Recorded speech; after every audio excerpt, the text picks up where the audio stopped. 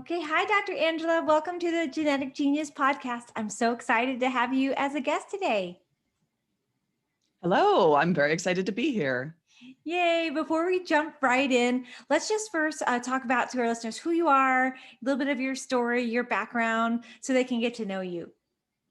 Sure. So I'm Dr. Angela Cortal, and I'm a naturopathic doctor. I'm based in Oregon, and I focus on women's health and hormones and joint pain. And I kind of came to those seemingly pretty distinct areas of clinical focus because of my own history with joint pain, with an injury and a surgery, and leading to years and years, ended up being over a decade of just problems. I had a quote unquote bad knee for a very, very long time. Mm-hmm. And decided early in my practice that had been predominantly women's health focused that I really got to turn the medicine on myself Mm-hmm. and figure this out. And because I had gone through the whole normal or conventional route of kind of getting to the end of what I had been offered and told it should be better by now, and you completed the physical therapy, and I just felt, well, I'm still in a lot of pain. My knee is unstable. It's just really not working well. So obviously something more has to get done. And and so then I just kind of hit the books, hit the research articles, PubMed, putting together that and all of my experience and kind of medical education, seeing what else is there out there, what hasn't been looked at.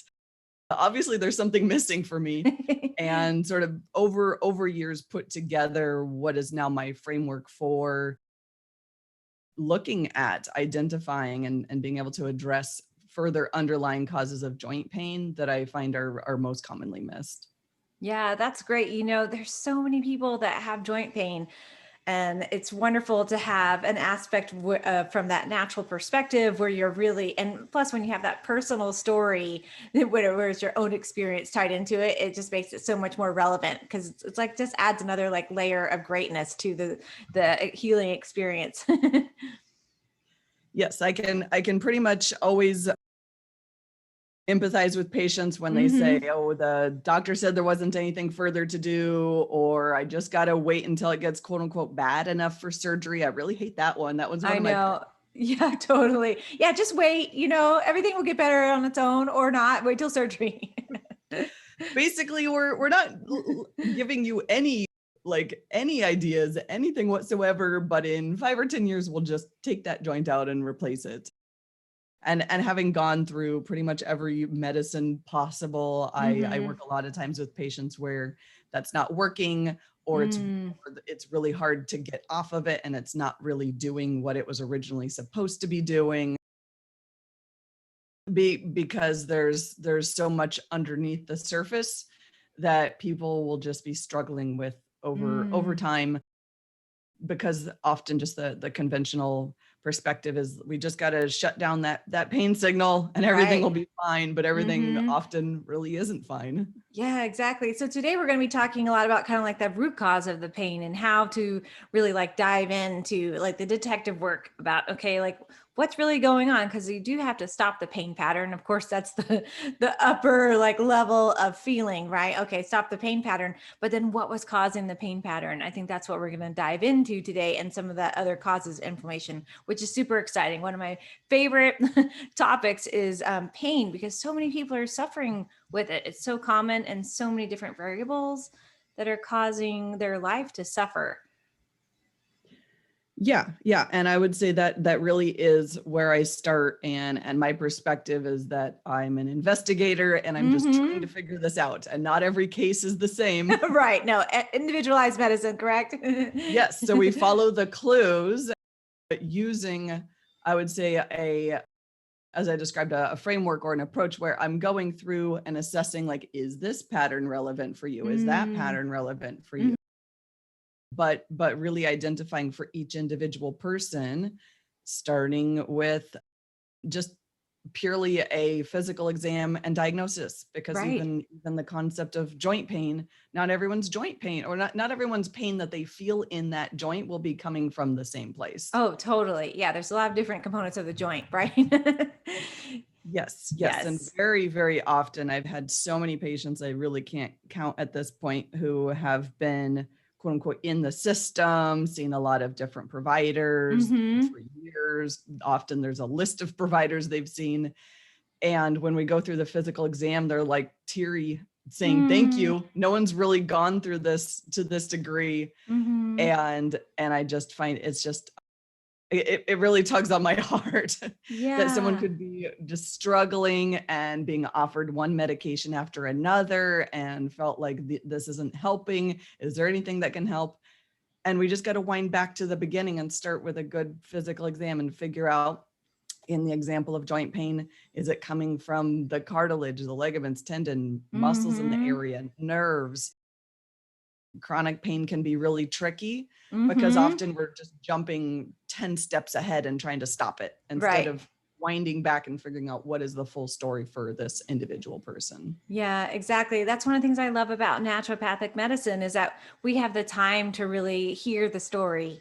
And that, from what you just said, it's so important is that like key component of figuring out the root cause of the pain is like having the time to listen to the full story, doing the full exam and figure out what's going on, which is key to health, right? Knowing what's happening in the body. Yes, yes. And very often if those conventional treatments are, not working, they Right. failed that, then someone will go through imaging. Invariably, any of us who are older than I would say the age of 30 have Hmm. something somewhere on an imaging that would make us think, oh gosh, that doesn't look too good. Yeah. Is that where my pain is coming from? Hmm. And maybe yes, maybe no. But instead, we really got to peel back the layers of the onion. And yeah, I would say the story, just talking with someone, getting their history is, Hmm. gosh, probably 2/3 of the information that I need. And then Right. the other 1/3 is what I can help assess in the office, physical exam wise, to be able to say, well, if you were diagnosed with sciatica, Hmm. just because you got pain in your low back and it goes down your legs, let's see if that actually is the case. Because you've Right. just told me that no one's actually done a physical exam to you in that area. Right. You're like, okay, let's actually see what's going on. Okay, great. So let's talk about like, since we're kind of talking about, we jumped ahead a little bit, but let's talk about like joint disease, kind of like reversing joint disease in general. So, which is such a common problem. Can you kind of describe to our listeners what that, like the definition of kind of like what that looks like for, because, as you just described, I think it's very wide and it's also really general. People are just given a blank diagnosis.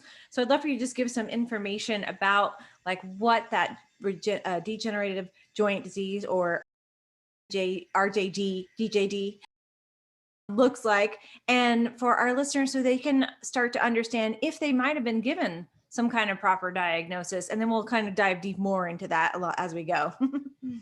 Yeah, yeah. So with patients with chronic joint pain, osteoarthritis or degenerative joint disease is the most common diagnosis that they're given if they have been given one previously. I would say that it's a non-specific, verging on non-helpful type of diagnosis because, again, no two cases of knee pain, for example, are exactly the Hmm. same. But that being said, someone is often given the diagnosis if they have experienced chronic joint pain. So that just means it's been bothering you more than 3 months. Sometimes, depending on your area and healthcare system, et cetera, sometimes imaging is done right away. Sometimes it's not. Hmm. Often, my experience with patients having gone through the conventional route is they're offered ibuprofen Right. and then maybe a physical therapy referral and then fingers crossed. We're Right. hoping Yeah. that Yeah. works. See how the dice Um, rolls on the other end of the equation. yeah, and then cortisone injections, I would say, is the often the path to then, Hmm. well, can we cut something out? Is this a Yeah. surgical case? With what we can see on the imaging, most commonly MRI, or I'm sorry, most commonly X-ray, sometimes Hmm. MRI. We focus a lot on the cartilage, and that's Hmm. it's tough and thick and very dense tissue that's overlying the bones. It's the rolling surfaces. Hmm. And very early in life, it is beautiful and young and very smooth, and it has no friction and it glides effortlessly. Hmm. over time, and a lot of this depends on our environments, both external, internal, quite a number of health factors that is mostly what I'm focusing on with patients. Someone's activity level, nutrition status, there's a lot to also inflammation levels, a lot to predicting how quickly or slowly that cartilage wears down. And that is the predominant factor in terms of someone being graded. Right. Almost like a school test. Do Right. you have A mild, plus to moderate? F, right? Yes. So your mild osteoarthritis is probably your B level. And then so we got mild and then moderate and severe. And a lot of that is just labeled based on what the X-ray is showing, how much cartilage has been thinning. Is there any left? People are often hear the term bone on bone, and that's just a severe, where so much of the cartilage has worn down that in certain places, it doesn't have to be the whole joint, but in certain places, there's really none of that cushion left. Right. Yeah. So it sounds like there could be a lot of specific causes also to the degeneration of the joint. And what are some of the like main causes that someone could have had? Would it be like trauma or something, an autoimmune disease or another health condition? Yeah, I would say there's a small number that people are told. And if you looked in a medical textbook, you would see. So age is one of those. Again, I find that not helpful because we can't do anything about it. Same with gender. Women are more likely to experience osteoarthritis both earlier and more severely. You mentioned trauma, such as an accident or like a surgery. In my case, that definitely set the stage for it being much more likely for me to develop arthritis specifically in that joint that had the surgery. It's a little traumatic for joints to go through surgery, Right. so they can respond in that way. Yeah. And then I would say, and that there's a few other risk factors such as smoking, and very generally speaking, we can see someone's weight having an impact on as a risk factor for weight bearing joints. And then there's a whole host of what I see as really important risk factors that I think should, but are almost never brought up to patients. So I mentioned, so nutritional status is someone Right. just literally bringing in the right building blocks that we need to rebuild that tissue. If you look on a molecular and anatomic basis, a lot of the compounds that go into creating cartilage, ligaments, joint capsules, they're very similar. We need to be building up our collagen Right. in those areas. So there's definitely important factors for nutritional status that I think can really just set us up for success in terms of shifting that degeneration into a regeneration versus someone living long term in a milder or more severe deficiency. Right. So we mentioned inflammation, that has a big piece. Hormonal status, actually, this is one of the biggest ones. I like to bring out my soapbox and get up with my megaphone and yell about how important hormones are to our joints, to reversing the degenerative processes, to pushing off any susceptibility for arthritis, so that should it come on, we're working for it to be milder and later on in life. Yeah. So it sounds like there can be a lot of root causes, which we'll kind of dive into as we move along, but it's not a simple black and white story, which I think which is unfolding here today. So, and then when you're having that diagnosis that could be coming from another doctor or a primary care physician, it sounds like it's good to investigate it a little further to find out if that's really what's going on and how you can improve your health status. Yes, I would say that I always take it in as information. So previous diagnoses, previous results on imaging, like that's good information. And let's not put the blinders on and stop there. Right. Let's actually dive into it, because I keep going back to knees because me and my practice and my own history, knees pop into my mind first. But a lot of people do have knee pain. Osteoarthritis of the knee is the most common joint. So for one person, that cartilage degeneration could be the one and most important source of where their pain is coming from. For someone else, I see this a little bit more commonly with women, and also depending a lot on our biomechanics, just how we walk and move through life. Some people Right. can have a lot more of their pain coming from the ligaments that are outside and around the knee, and the Mm-hmm. cartilage might be equally degenerative on the X-ray, but that's part of what I mean when I say no two sources of knee pain are exactly alike. No two sources of joint pain are necessarily exactly alike. Right, because we're all individual physically, our bodies are different than, from maybe if you're a twin, that could be might be the only like real solid, and then still it could be different. But yeah, and so I love that you're talking about that individualized look at the actual joint to, what's going on in there, how can we address the individual causes. So I'd love to go back a step where you were talking about toxins and environmental toxins both, and could you talk a little bit more about like how the environment is playing a role in joint disease based on outside toxins in our environment and also inside toxins, because that's one of my favorite things is detox, and I'd love for you to talk about that. Sure. So I would say the two areas I do think about it similarly to how you're describing in terms of the internal environment, external environment, Mm-hmm. and for the internal environment, what we see as big factors is what is triggering the local adipokines, and that's part of the Mm-hmm. immune system that are their inflammatory cells, and they're specifically coming from fat tissue. Mm-hmm. And what of those are being stimulated right around. So again, knees, and I'll come up with a new example next time, but but I It's find this one really okay. interesting because we have a pre-patellar fat pad. So it's a little bit Mm-hmm. of fat that you can kind of squish right below your kneecap. It's normal. It's supposed to be there. It's a cushion. But in if someone has a lot of inflammation and higher toxic burden, Mm-hmm. that little fat pad will be releasing more adipokines, more inflammatory molecules that will get right into the knee joint there. Mm-hmm. So I Causing find more it very, inflammation. yes, Mm-hmm. like so it's a very localized sort of snowball effect between inflammatory triggers, toxin load, and then that triggering more of the osteoarthritis happening specifically in Mm-hmm. that joint right there.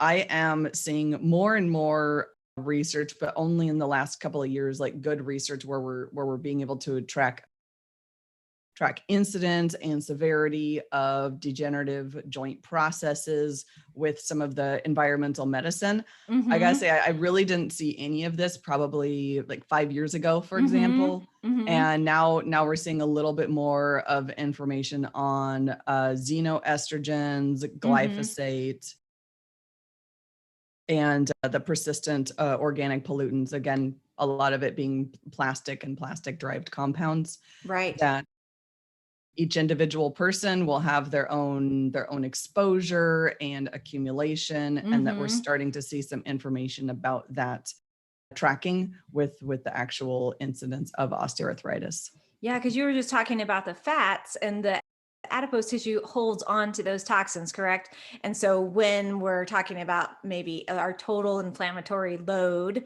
or the toxic load, then that it sounds like what you're saying is then that can be more of a toxic burden to the actual joint that's already under extra inflammation or extra burden. Yeah, and I think this is one of the newest and evolving risk factors that we're finding. Mm-hmm. And it does make sense if you think about it. If they can do a fat tissue biopsy and find a lot of these in the prepatellar fat pad, this little Mm-hmm.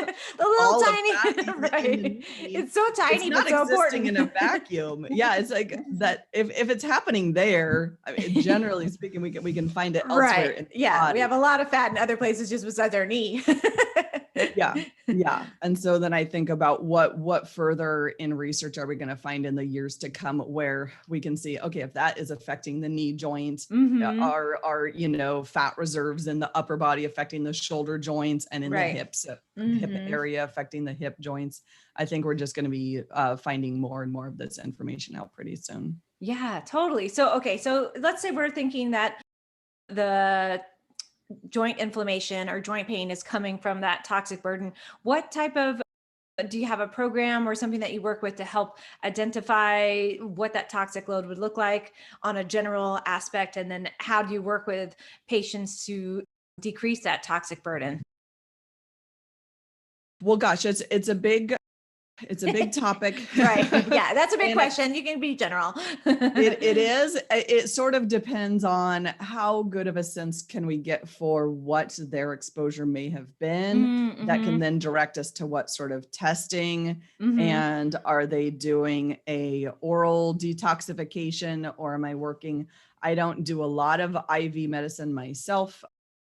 And so, but I work with doctors in my clinic where if it's relevant for them to do like an IV chelation, sometimes that's the shortest route to be able to get down that burden. Right. Yeah, that makes sense. So it sounds like some testing could be involved to fine tune where the toxic burden might have come from in the first place.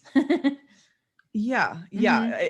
And again, sometimes just with the good history, Yeah. we can get a few steps down the road instead of attempting to test everything under the sun, which is a little bit unwieldy. I would say for one particular type of exposure type, my clinics are in Portland and Salem, but I have a lot of patients that grew up and work very in more rural environments, and Hmm. depending on the what was done to that local land area, we've definitely Right. had some of the urine toxic testing comebacks with Hmm. some pretty high markers, because that was used in the local crops and fields. Yeah. So fascinating. What about mold? Do you see mold exposure affecting the joint tissue? Have you seen that in any patients in your practice? Yes, and I think this is also a big, new, and evolving practice. I would say where I am more or less suspicious of this being a factor is if it's one joint with a Hmm. colorful history, I'll say. Yeah, that makes I sense. like to remove the judgment labels of like, that's the bad shoulder, that's the Right. bad hip. Yeah. Some of them have been through traumas, some of them have been through surgeries. Yeah. So if there is a strong history reason or physical exam, some biomechanic reason where we're focusing on one joint, I would say Hmm. I've not seen mold exposure, chronic mold illness to be as much that we're finding in those cases, but more of a generalized joint pain. And Hmm. again, that's one of several things that I'm evaluating. Hopefully, with our history and physical Yeah. exam, I can narrow down, are we choosing to do testing for inflammatory autoimmune mold? Is there neurologic and other kind of unexplainable symptoms where we're Hmm. thinking mold? Are we thinking Lyme testing? Is there a reason why we're going down that route? So yeah, it can often open up into a lot of different options. Again, just Yeah. depending on, they tell me where we should be going, really. Right. Yeah. And it sounds like the history of the patient is so important, hearing their story. And okay, so let's shift over and talk about the genetic aspect of joint disease, because I think this is a fascinating topic. So, do you think that genetics are playing a role? One, there's like two sides of it, right? So, the development of joint degeneration. And how can we use genetics as a preventative tool? Because that's like how, I think we're really starting to use genetics in a super positive way, is to be looking at it, is there a way that we can help prevent illness down the road? Of course, genetics aren't like a stamp of like, this is what's happening to you, but it gives us information. So in the joint aspect and joint disease, what are you finding in your patients or in your studies? I would say that there's a couple of pieces of genetics, again, that we're not going to change, such as genders, such as family history. Right. I don't go into genetic testing generally for like, I don't I've seen in research, I don't think this is really developed as a commercial testing yet, any sort of genetic markers to be able to tell Right. someone in terms of you're going to get osteoarthritis earlier. Those things are being looked at. Those are not really out in the public yet. Hmm. But the biggest, probably the biggest topic where I see like we can change the genetic expression is Mm-hmm. going back to hormones. Yeah, And where I totally. see this most specifically, because a lot of my patients are women, is in our estrogen levels. Mm-hmm. And it is really, really interesting. This is probably my top topic of Yay. interest, is how hormone levels influence arthritis onset and progression, and getting really Mm-hmm. specifically, that's about the cartilage. Again, what I was saying earlier. So that's Yeah. actually about shifting what I'll explain to patients is like a teeter totter between cells die and cells are supposed to be replaced. But Mm-hmm. if that dying is happening more than the replacing, we're going to Right. get degeneration. But if everything is balanced, then that joint disease will not be progressing over time. Mm-hmm. And estrogen works in just about every single biochemical pathway that I can find that is being studied in Mm-hmm. terms of keeping those cartilage cells alive and slowing down the apoptosis, the cell death, so that we Mm-hmm. can keep the healthy ones alive That's right. around, stimulate more of the cartilage deposition. So if any of you take cartilage or collagen supplements, Mm-hmm. some of them will say type 2 collagen, and Right. that is very, I won't say common, I'll say it's concentrated in the cartilage tissue. It is mostly type 2 collagen. Mm-hmm. And we see that estrogen has very beneficial impacts kind of all the way down the line, from prompting more of that type 2 collagen to kind of come and lay down and become a new cartilage layer, Yep. and slowing down some of the enzymes that are coming in like a little Pac-Man and trying to eat that up. And they're called the matrix metalloproteinases. Yeah. And so there's the collagen matrix as well. So there's the different layers of the collagen are then that's part of the estrogen aspect that you're speaking of now. Yeah, the estrogen, I think of it as it's kind of just holding and Mm-hmm. hugging and nurturing everything. Like Right. it's helping that matrix form. It is Mm-hmm. stimulating the actual processes. There's a lot of different protein complexes Yeah. in terms of looking at sort of the epigenetics of this, and estrogen seems to just be supportive across the board. Yeah. That's so Um, fascinating because, I think when most people think about estrogen, they don't think about the joints and our cartilage and the collagen. It's just not common. It's well-known data from the medical standpoint. We know it, but I don't think it's talked about to the patient as much. Like how important are your hormones to your joint health? That's so key. yeah, and I would say it really even is only well known in very, very small circles. I do Mm-hmm. a lot of talking and lecturing to professional groups and organizations, Mm-hmm. and I really love talking to the organizations that are focusing on rehab, on chronic Mm-hmm. pain, on maybe injection therapies. Yeah. And I just come in, I'm like, the hormones are important.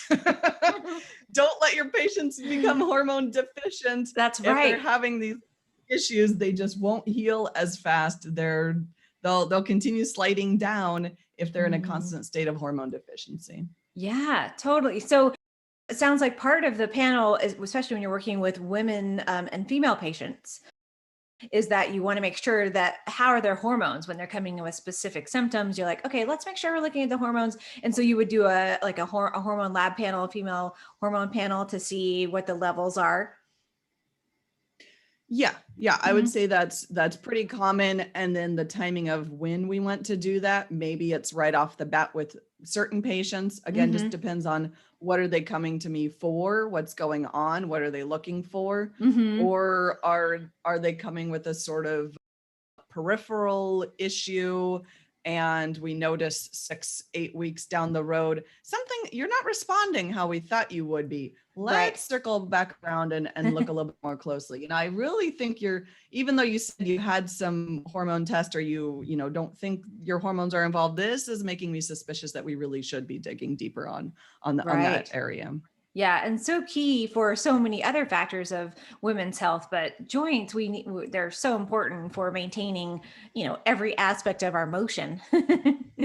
So it's so key, Yes, especially when it yes, comes to yes. our livelihood. of when we have pain, it totally changes the way that we function physically, mentally, emotionally, spiritually. Everything shifts when we're in that pain cycle.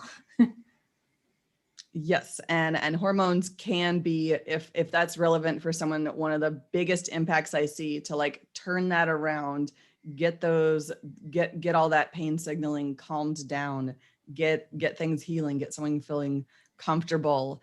And I would say it's not really mentioned really typically, but the joint and hormone connection, I think most women, or if they speak to their mothers, daughters, friends, whatever, will get a sense of going through that pre-menopausal, perimenopausal. Like, yes, there's symptoms that most people are familiar with, night sweats, hot flashes, but joint pain is actually the most common. Like in research, if they ask 100 women, more of them are going to have new onset joint pain than even hot flashes, but we don't really talk about that. We don't really, Right. it's not part of our awareness, but it just goes to show that for some women, that estrogen declining so quickly is really triggering the joint pain. And for us women, right in that time frame, that perimenopausal, early menopausal time frame is the most common time in a woman's life that she'll get the arthritis diagnosis. Interesting. And that it'll just keep going from there if things aren't, the underlying factors aren't addressed. So if you're having some early onset menopause or a surgically induced menopause, it sounds like those are some things to keep on your radar for hormone check, and also keeping your, an watch on your joints, so to speak.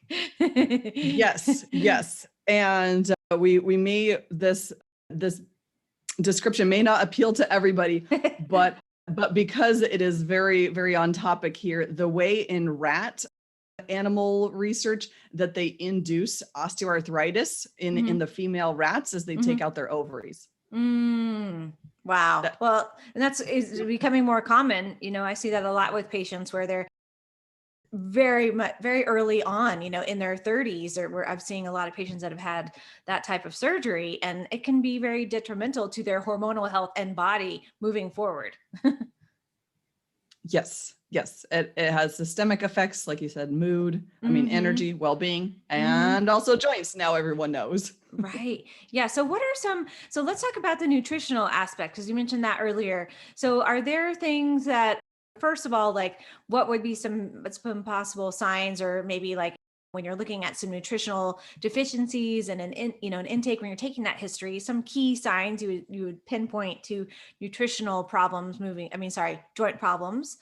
And then also, is there some specific lab testing that you do regularly to kind of test a nutritional balance or deficiency or malabsorption? Yeah, that's a good question. I guess the malabsorption may come up if someone also has some digestive issues, some just kind of a quote unquote non-joint or Right. something Yeah. outside of that sphere where we're thinking of that. I would say when it comes to nutrition, the two big areas I'm thinking of is some things people can be taking in excess for them, for their body, that is potentially accelerating the joint disease. And the other camp is deficiencies, things that they Right. really should be taking in more and aren't. In the excesses, the biggest thing I see is I'm working up patients or seeing if they've been worked up for just general labs, metabolic disease. Insulin resistance is very common Yep. in our country. And for some people, it really goes hand in hand with their osteoarthritis. So the worse that blood sugar gets, the worse their arthritis gets. And Yeah, that's no totally makes coincidence. sense. And we see this in research, that correlation to the degree, obviously I'm not doing this in my clinic, but to the degree that in research they're actually doing a sampling of joint fluid, synovial fluid, and for people with insulin resistance, they're seeing higher insulin. It actually ends up in those joints. In the joint tissue. Wow, that's fascinating. Yes. So that may or may not be a big part of my treatment approach of our strategy over time with patients, if that's Right. relevant. I think the current stats out there, I mean, between all the different potential metabolic diseases here, more people than not, as far as adults in the US Right. have this as part of what's going on for them.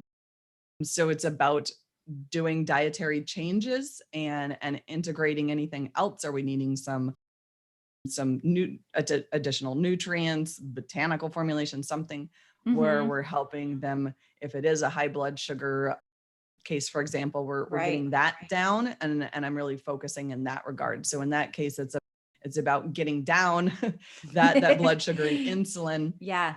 Versus for someone else, I'm wanting to see what is their protein status. Are they eating enough? Well, enough, period. Yeah. Enough protein, enough healthy sources of fat. We need those for creating more and nice new healthy joint tissue. Right. And hormones. Yep. Definitely important for hormones as well. So if I have a patient who's doing some prolonged dieting that seems like it's a little bit too restrictive, or just under eating, is it an appetite issue? So getting to the root of why are they not eating enough? Because we know that depending on someone's protein status, they may or may not just be replacing what they need every single day. Right. And so we have general averages out there for how much protein someone should be eating if they're sedentary versus a little bit more physically active, as I'm hoping and encouraging my patients to be. And if they're eating less than that sedentary amount, then we know they're just not getting in enough of those protein building blocks to even replace and replicate everything that they need to on a daily basis. Yeah, nutrition is such a huge part of a way that our body and specifically the joints work. Have you found any? There's like two parts of this question, I guess. Like, one, any specific nutritional plans that you work with specifically that help improve the ability of the joints to heal? And I think you were just kind of like talking about like protein and fats here. And then also, have you seen, there's so many different fad diets out there that, and especially in the past, I would say, have you seen any particular patterns? This might not apply, but with patients that have been on a specific diet that you've seen like the outcome being more joint pain? That's a great question. And I would say with my patients, I start with a no brand, no fad. Like we're gonna work from whole foods, Right. Like remove the processed things, remove the simple sugars. Again, depending, are we looking more at metabolic health and correction? Are we looking at building someone up from a deficiency? I use what they like and what they're interested in and what their inclinations are to eat to see how we can shape that.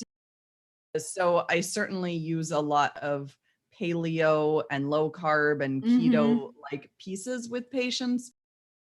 Like inflammatory But grains and I things don't like that. have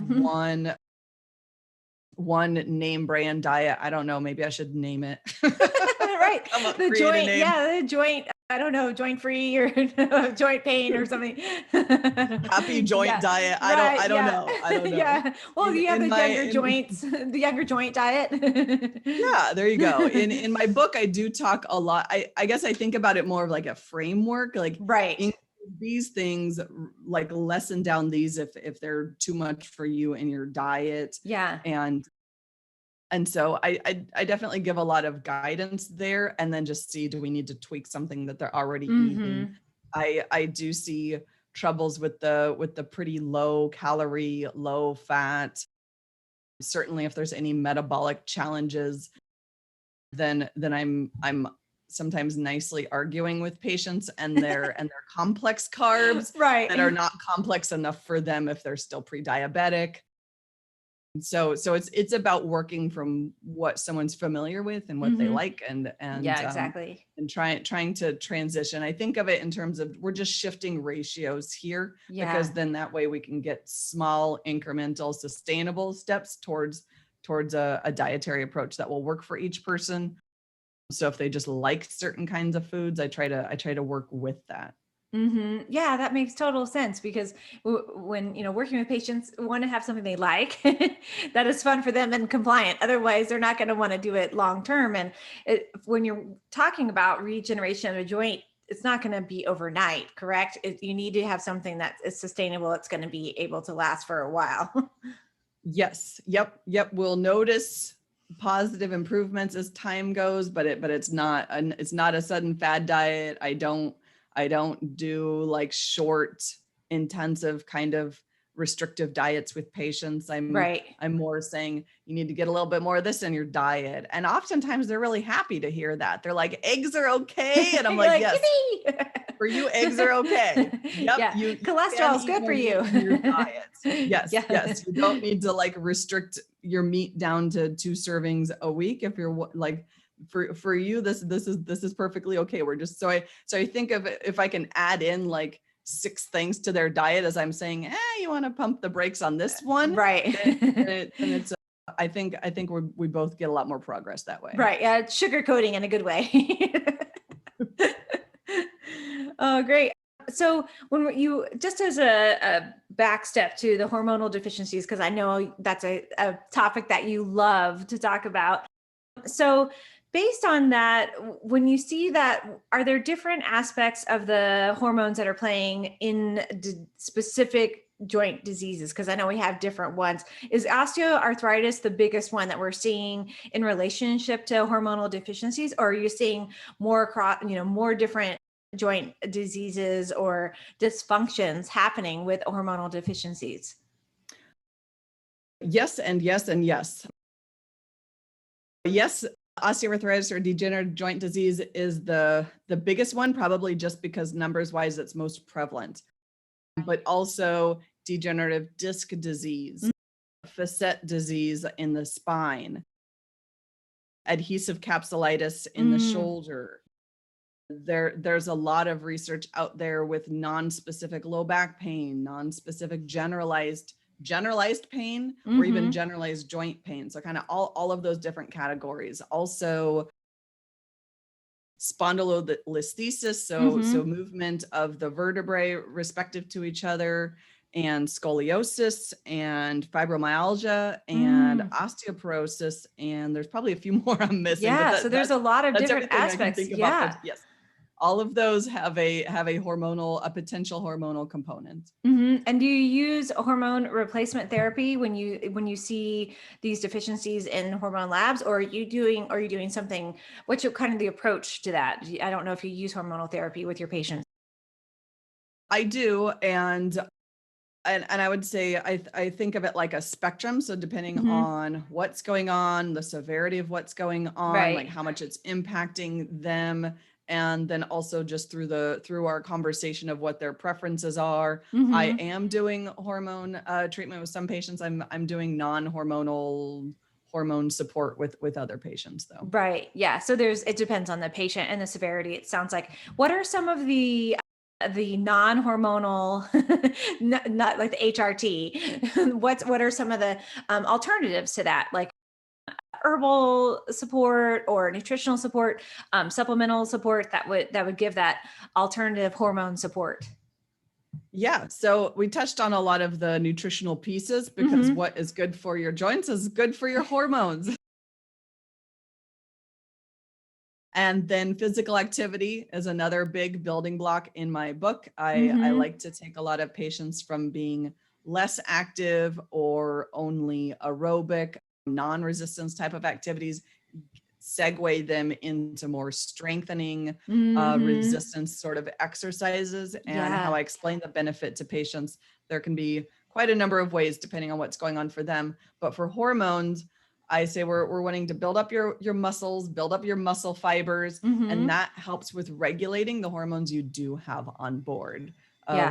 Well-conditioned muscles, so muscles that are just used to being used and are nice and happy and strong, are really functioning as a whole support. It's almost like a support organ for our hormones.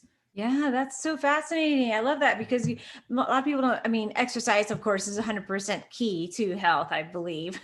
And I know that it's been well studied, but I don't think like the hormonal aspect has been studied. Has it been studied in that way? Like hormone, joint disease and exercise? Some a little bit. and I would say it's more limited than what I would like. Right. I know. I mean, you have a little niche there. Yeah, where I would say I've seen the most studies is just in looking at muscle tissue. They're doing muscle biopsies of people who are inactive versus like starting versus having a continued, usually it's like a weightlifting or other Right. Weight strength resistance. sort of regimen, and then seeing how someone's hormones change over time. Interesting. Yeah, it makes total sense. I love that. And what are some of the, let's talk about, you have two wonderful things. One, let's talk about your book a little bit. So, Younger Joints Today, your 7-step plan to turn back the hands of time and get your joints healing, moving, and feeling their best. I love that title. And it just kind of like summarizes everything that we've been talking about today with your wonderful perspective on healing the joints from the ground up, from that root cause. Tell us a little bit about the book, where people can find it, so where can they can download it or access it. Yeah. Sure. Yes. So Younger Joints Today published earlier this year in 2020. And this is really my book on, yes, joints can heal first and foremost, because I feel like a lot of people are given this kind of deterministic, like it's just going to get worse and worse over. There's Surgery is nothing the you can do only about it. And this is my message of nope, we can turn that ship around. It's a big ship, so we gotta find all the different ways that we can turn it. But no, having done it for myself and so many of my patients, I decided to put this all together. So yes, what we've been talking about today and just going way deeper into that over the whole course of the book, and really profiling out every single step, what the research shows, what my clinical experience shows, and what steps people can look at for themselves, for their own life and their joint health picture. You can find it on Amazon.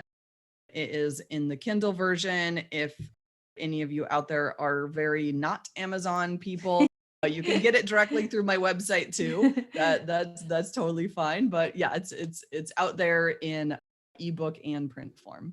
Oh, nice. Great. And your website is drcortal.com, correct? Yes. Okay, Yep. great.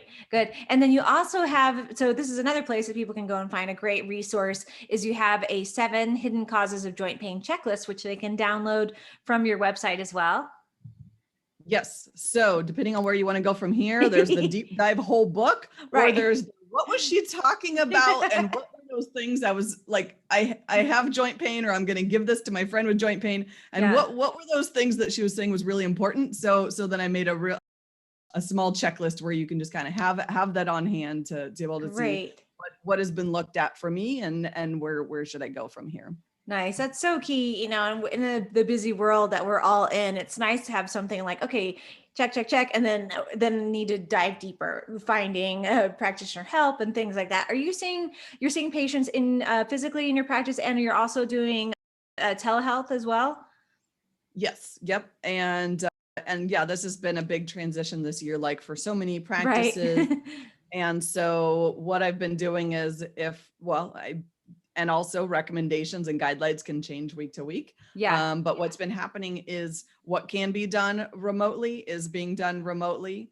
And a lot of what we've been talking about in terms of nutritional and even lab and hormone assessment and me conversing with patients, all of that has been, or I should say a lot of that has been moving into the virtual sphere, versus if I'm needing to do a physical exam, get a good diagnosis, do an in-person treatment like I do injection therapies with my patients. Then yeah, so I've been doing a small amount of in-person visits and a lot of the virtual work as well. Nice. It's, I think it's one of the positives that's really come out of this past year is for making that medicine more accessible to the world, because it's been open the book to like, oh, it's okay to see your physician or naturopathic doctor or whatever in this virtual reality. And which is, totally changed the face of our healthcare, which I'm so happy about. Yes, I think it's really increased the accessibility. So like I mentioned at the very beginning, I'm in Oregon, and patients who just don't want to drive across town can see me remotely, but also patients that are in other parts of Oregon. Our licenses are by the whole state, and there's a lot of patients where they really have not been able to access care near them at all. Yeah. And in times past, the insurance companies had very strict guidelines on what you can and can't do without seeing someone in person. So I think in a lot of areas, this has really opened the door on people being able to access care that they never really were able to otherwise before. Yeah, totally. Okay. One last question for you today, Dr. Angela. What would be if you had the unlimited budget, and what would be the thing you would do with the money to make like the biggest impact on the planet, to change like our current health and welfare of the planet? I guess if I had limitless money, I would take my approach and framework and create some giant network of centers where people could go and learn this and receive this care, and for it to be accessible and spread all across the world. Yay. Oh, I love that. That sounds easy. No problem. With limitless money, I think that would be very easy. Yeah. Yes. Okay, great. Ding. We did that one. Oh, great. It's been such a pleasure to have you on the show today. Thank you for helping everyone learn about your wonderful practice and how to heal their body from the joints out, joints in, joints out. Thank you. Thank you so much for having me. This was great.